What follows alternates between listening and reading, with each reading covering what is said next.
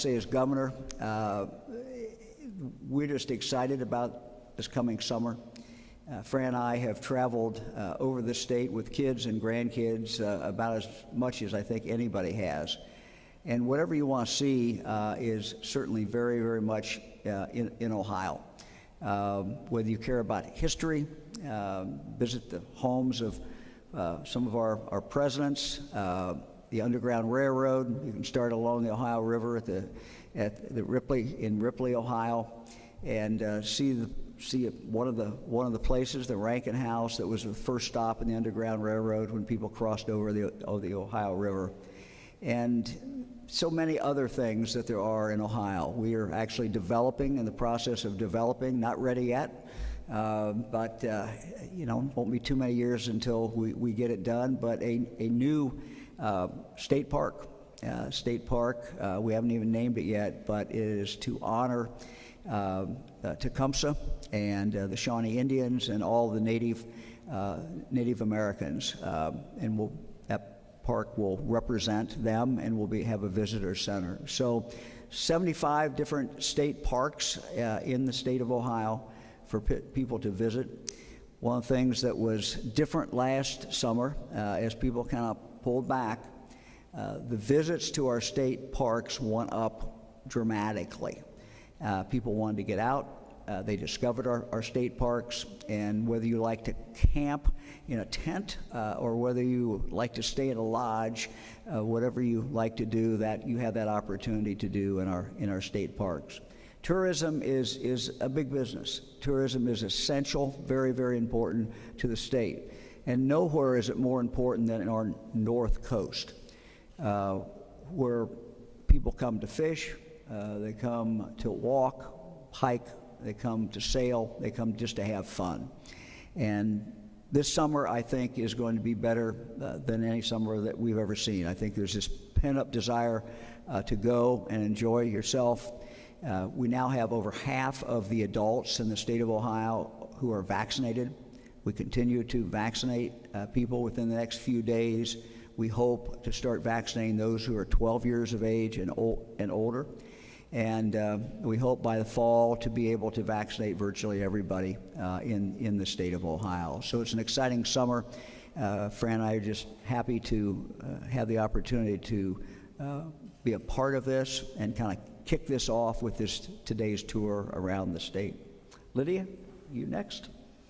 Director, come on up. Thanks, Governor. It really is a pleasure to be with you here today. Quite frankly, there's no better promoter of the state of Ohio than you and the First Lady, and so it really is an honor. We're here to celebrate Ohio Tourism Day and all the wonderful destinations that Ohio has to offer, and we're really pumped up to be here in Cleveland and certainly here at this museum.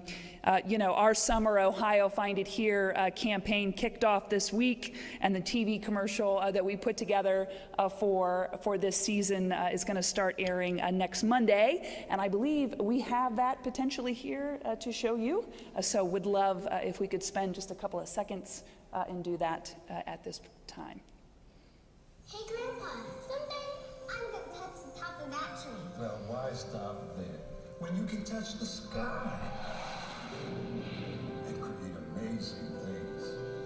You can touch hearts, expand minds, and imaginations. But no matter what you do, I want you to promise me one thing, that you will always reach for the top. I promise, Grandpa.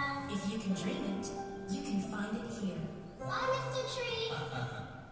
All of that promise that is involved in that campaign are the things that we really want people to recognize about Ohio when they see that commercial. It's a $4 million regional campaign that also includes some digital and social radio advertising as well. And it's really the first time since the pandemic that Ohio is marketing outside of the state. And the timing at this point really couldn't be any better. Research is telling us that 88% of American travelers at this time are planning trips in the very next 6 months. And it also tells us that people are planning to drive. And so it really, truly makes Ohio a fantastic option for those visitors. And really, Ohio offers up some exceptional, one-of-a-kind experiences.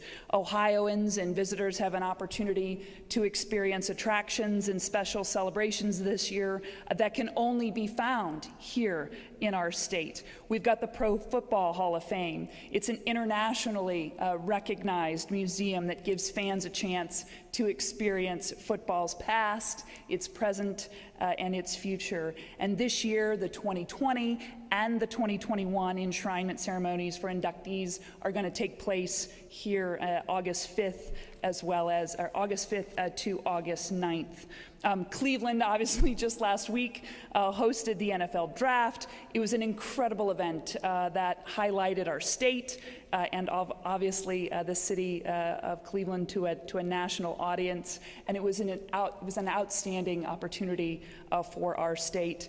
This year, you want to look for the Rock and Roll Hall of Fame induction ceremony in Cleveland on October 30th. Music fans from all over the world can spend their visit delving into rock and roll history and celebrating their favorite artists. And then, we've got the following year, Cleveland's going to host the 2022 NBA All-Star Game.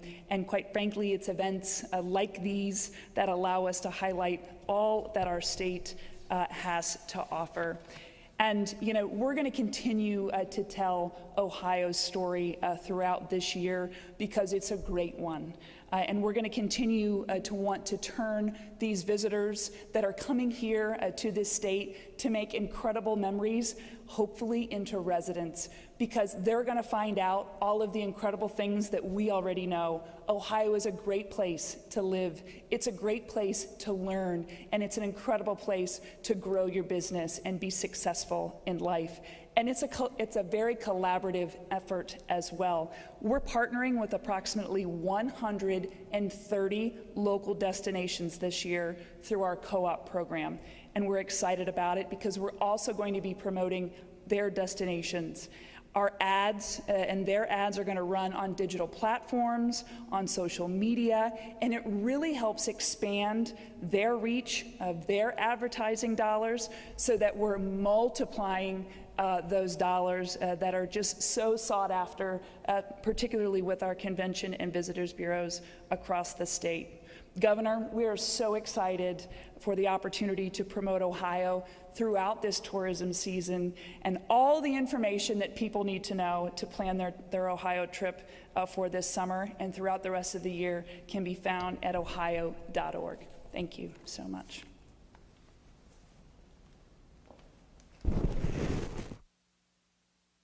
Very busy week in Cleveland last weekend. I hope you all enjoyed seeing, Cleveland being highlighted. And really there are so many people in this room that contributed to that success, but I have the pleasure of introducing David Gilbert, who's the president and CEO of Destination Cleveland. And he has served as the president and CEO since 2011. And it is our regional convention and visitors bureau.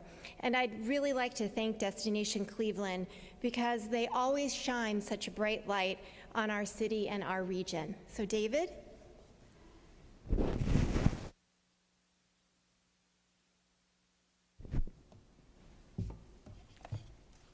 Thanks. Thank you, Sonia. And Lydia, thank you for all your support of our industry. And Governor also supported the industry and just tremendous leadership in our state. And I could tell you with the draft, part of its success is your leadership in the pandemic that allowed us to actually have a live virtual draft. So thank you. 8 weeks out, we weren't so sure. So appreciate it very much. Again, we're here in National Tourism Week, Ohio Tourism Day. And as Sonia mentioned, what an incredible past week for our city, hosting the NFL Draft. And even in the midst of a pandemic, we safely hosted an event with over 150,000 attendees on a large outdoor site. An enormous number of those from out of state. pumping huge dollars into our economy. We now know that over 40 million viewers around the country and around the world watch the draft on all the platforms. And I think that it gave a lot of people hope. I think that was something that we hadn't thought so much about going in, but watching the excitement, watching the laughter, watching people feeling normal again, we think is really going to help propel our region and our state out of this even faster than others. And of course, as Lydia mentioned, 10 months from now, NBA All-Star Game already being planned.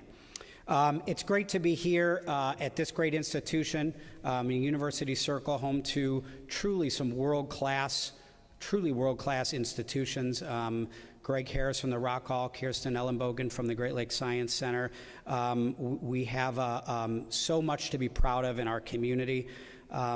In our industry, we are about experiences. We're about promoting experiences, about providing experiences in our buildings, but also in our parks, in our neighborhoods, and celebrating our history. And you know, I know so many of us in this room are so proud of the city that we're in, and we feel very much proud of and very much a part of. You know, we're an industry that is. It's very significant. It's vast. I know in Cuyahoga County and in the state, it's one of our largest employers.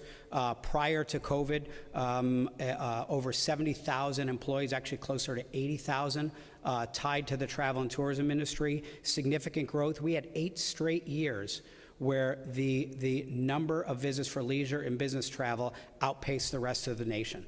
It is absolutely a growth industry. We're an industry about regional cooperation. A lot of friends here from Canton and Akron Visitors Bureau, Hall of Fame Village, Lake County and Geauga County, Wine Country, and many others. And we work so well together because the visitors don't see the geographic boundary. And we know that if they're visiting Canton, they're visiting Geneva, Ohio, there's a good likelihood they're going to be here and vice versa. And I love that about our industry, that we work incredibly well together. And we're also an industry that we need to do even more to exemplify racial diversity and making sure that this growth really touches all of our Black and brown communities. I know we're doing a lot of work in our neighborhoods to promote experiences in every part of who our community is.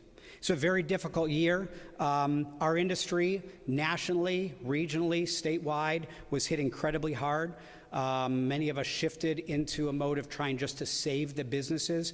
A lot of grants from the state, a lot of grants from others, just to keep a lot of our travel and tourism businesses open, helping them with safe practices. And we're seeing so much hope. We talked about the NFL draft, but we're starting to see a lot of coming soon signs on restaurants that closed. We are coming back. This industry is coming back.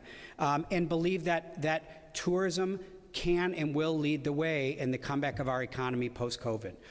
It got hit incredibly hard, and Governor, as you mentioned, it's going to be a great summer. The statistics are showing it. People want to travel, they have money to do it, and they're going to do it. And we are so confident in the future growth of the industry. Finally, just want to talk a little bit about the power of our industry. We talk a lot about here, how do you harness the power of the visitor? And Lydia touched on it so well. We know that when visitors come, they spend a lot of money, and that's always top line. We call it green dollars because we don't necessarily need a lot of roads, bridges, schools. They come here, they spend a lot of money, and they go back home.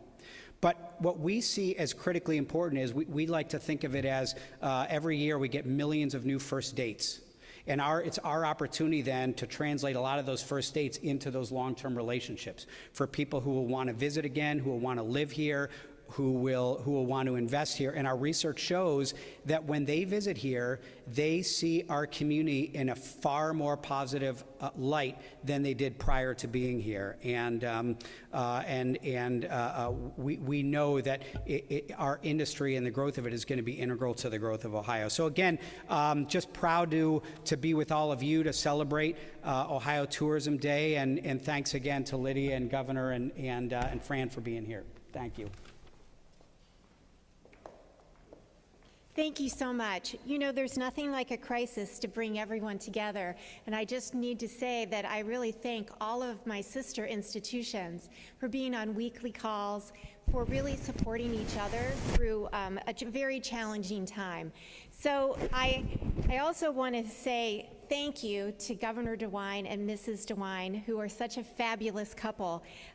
Thank you so much for this past year for always highlighting the importance of science and health and being a role model for what a leader really means and what it means to be a leader during a time of unprecedented challenge. And together with our colleagues in Ohio, I think we continue to strive to make Ohio an incredible place to find adventure and discovery. So stay tuned for a new museum here as we transform our institution and have an ode to the Great Lakes and think about our incredible geological history here. So thank you so much, and I invite Governor Mike DeWine back to answer any questions from the media.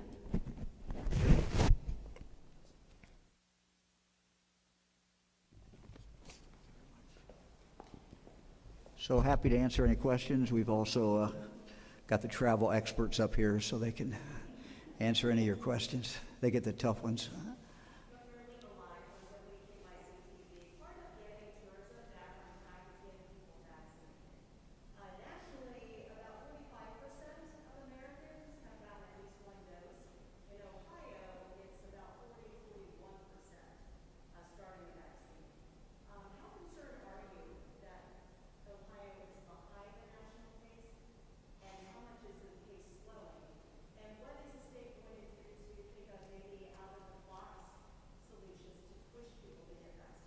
Well, those are all excellent questions. I ask myself that every morning and every night and all day. What else can we be doing to get people vaccinated? It's interesting on the numbers. If you compare Ohio and other states, if you look at the second doses, we're a lot higher for whatever reason. So what we have to focus on is Ohio and focus on Ohioans. And, we now have better than 50% of those 16 years of age and older who have been vaccinated, over 50% of the adults. We're going to have new opportunities. In the next few days, we anticipate those who are 12 years of age and older will be able to get shots. We've already started talking to our health departments. We've started talking to our schools. We ask every school in this state, work with your local health department. There is still time before summer starts. And have the health department come in or another health partner and vaccinate any student whose parents want them to be vaccinated. We have already started plans for this summer. We're going to be focusing where people get together. And again, it's all going to be voluntary. It's up to everyone whether they get the vaccine or not. And if it's someone under 18, of course, they have to have their parental consent. But we're going to be in boys' clubs, girls' clubs. We're going to be where food is distributed. We're going to be anywhere where people are coming together. When we started the vaccination, we did not have enough vaccine. There was a scarcity. And we had a lot of people who really, really were anxious to get it. And the good news is, if you look at our different age groups, we just went over 80% with one of the older age groups yesterday. So very happy about that. But if you look at those over 65, we're better than 75% of those now are in fact vaccinated. So what we've got to do is continue older people to make that an opportunity. Those who are at home, who maybe had not had an opportunity, we're pushing out to make sure we're having someone get them vaccinated, give them that opportunity. And for our new age groups, we've got to make that opportunity as well. It really is our ticket back. If you want to have a great summer, the way you have a great summer is not have to worry about it. The way you have a great summer is to be able to go to ball games, to go whatever makes you happy, go fishing, whatever you want to do, and not have to worry about being infected by someone else out there. So it really is, if we look to the summer and we look to what we want to do, it's our ticket to freedom. Fran, I've been to a number of sites around the state, and every time we talk to people who are getting vaccinated, they're excited. They are excited, and they're looking to the future, and they all have something they want to do. They've got a list of things that they want to do. So that's what we're selling. We're selling hope. We're selling opportunity. We're selling freedom. Anybody else? Yes, I am. I'm concerned about restaurants not having enough people. You know, we've seen example after example. Fran and I were in Youngstown a week or so ago, talking to a man who owned a restaurant, family restaurant, been there about 100 years. And I said, "Why are you only open at 3 o'clock?" I said, "You guys used to have lunch was huge in here." And he said, "I can't find people." So yeah, it's something we certainly we're looking at to see if there's anything we can do, you know, about that. Anybody else? Okay. Yep. My name is Tony Better, nobody makers, and I'd like to expand on that a little bit. I think that if you travel cities or streets anywhere where there's business, you'll see outlines that's everywhere. And I think one of the biggest problems is that people are making really good money sitting at home, and we're having that issue. We're paying tremendous amount of money for overtime, which is due better clean work, and we got the same issue trying to stay open longer hours like we used to, simply because the help isn't available to us. And we're paying more and more money to give everybody raises, to bonuses, to try to keep them the ones that do want to work at our facilities. So there's great opportunities this summer. I hope it's not hindered by issues for those who don't stay home. Well, the good news is if you look at unemployment level, we are now back to pre-pandemic. We are now back to pre-pandemic. So that, you know, that certainly is good. And what we have to, I think, examine is we want to make sure that the government is not doing anything that is, you know, makes it better for people to stay home than not to work. So there's opportunity out there. There's a lot of jobs out there, and that's something that we're certainly looking at. Thank you all very much. I want to thank Natural History Museum, just an absolutely wonderful place. Thank you for, again, hosting us. We look forward to coming back and seeing different things every time we come back, but it's a really inspiring thing, and it's a real jewel. We have a lot of jewels in Ohio, and we certainly have a lot in Cleveland, Cuyahoga County, but this is certainly one of them. Thank you all very much. Thanks.